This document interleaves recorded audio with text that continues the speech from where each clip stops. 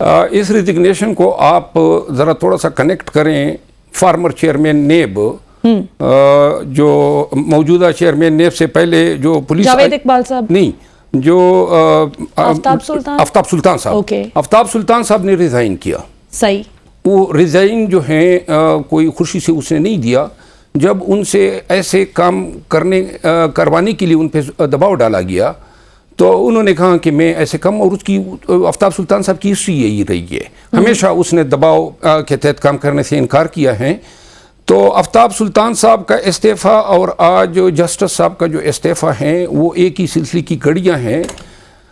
ये खुद जज रहे हैं हाई कोर्ट के, जो प्रोसिक्यूटर जनरल नेब थे जी। और उनकी एक बहुत ही अहम जिम्मेदारियां हैं नेब लॉ के तहत। उन्होंने चूंकि बहुत सारी चीज़ों पे इख्तिलाफ रखा है, यहाँ पे अब नेब वही नेब बनती जा रही है जो जस्टिस जावेद इकबाल के दौर में थी या उससे पहले नेब चेयरमैनों के दौर में थी कि जी बस मोहर लगाने की देर है और जो हुकूमत वक्त सजेस्ट करती हैं वही होता जाएगा।